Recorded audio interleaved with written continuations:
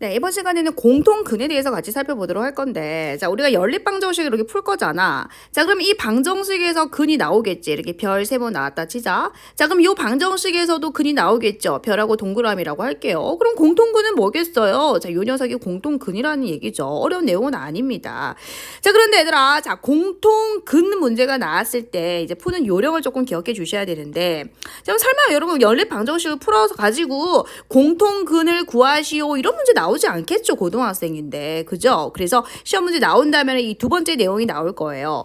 자, 공통근을 알파라고 하고 라는 겁니다. 공통근을 알파라고 하고, 자, 그러면 이제 그 알파를 주어진 방정식에 대입하면 주어진 방정식은 참이 되겠죠. 왜요? 해니까. 해가 무슨 뜻이야? 주어진 방정식을 참이 되게 한다라는 거죠. 자, 그래서 어떤 연립방정식이 이렇게 있다라고 했을 때 그 연립방정식에 공통근 알파를 대입을 하라는 소리예요. 자, 그리고 나서는 어떻게 하면 되냐면 우리가 앞에서 배운 내용 그대로입니다. 이 새로운 내용이 없어요. 우리가 앞에서 어떤 내용 배웠었는지 우리 기억 한번 해보도록 할게요. 자, 1차 방정식이 있어. 1차식 이꼴 제로, 1차 방정식이죠. 자, 그리고 2차 방정식이 있어요. 2차식 이꼴 제로를 얘기합니다. 이렇게 1차식과 2차식의 연립방정식은 어떻게 한다더라? 그렇죠. 1차식을 2차식에 대입을 하게 되면은 우리가 잘 아는 형태로 만들어진다고 했던 거 기억나시죠? 그래서 문자 하나를 소거시켜가지고 한 문자에 대한 2차 방정식으로 만들어서 인수분해가 되면 인수분해, 인수분해 안 되면 근해 공식 쓰면 된다라고 했었지. 자, 그리고 얘들 이거 기억해 주셔야죠. 이제 2차 방정식과 2차 방정식 이거 기억해 줘야 돼. 자, 2차 방정식이 있고, 자, 2차 방정식이 있습니다. 자, 이거 푸는 방법은, 자, 첫 번째 기억나실까요? 자, 상수항이 만약에 0이다. 상수항이, 자, 두 개 중에서, 이 두 식 중에서 하나가 상수항이 0인 식이 있다라고 하자. 자, 그랬을 때 인수분해가 된다라고 얘기를 했습니다. 자, 그럼 생각을 해보자고요.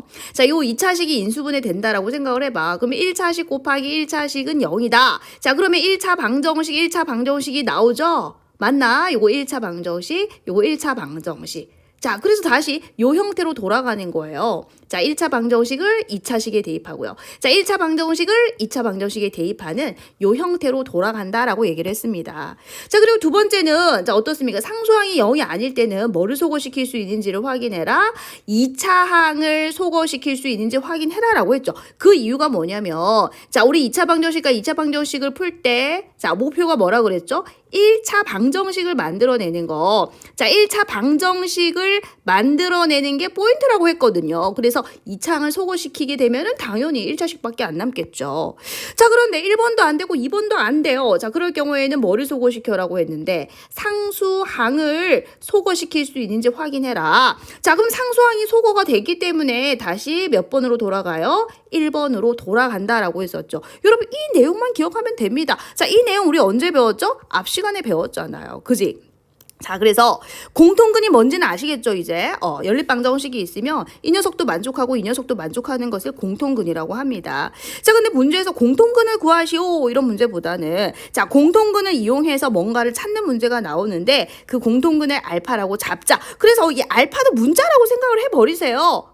자, 알파도 문자라고 생각을 하시고, 그럼 2차 방정식, 2차 방정식, 미지수가 2개인 2차 방정식이 나온단 말이야. 미지수가 몇 개? 2개인 2차 방정식. 그러니까 미지수가 알파하고 x가 되는 거지. 우리가 앞에서는 미지수가 x하고 y였잖아.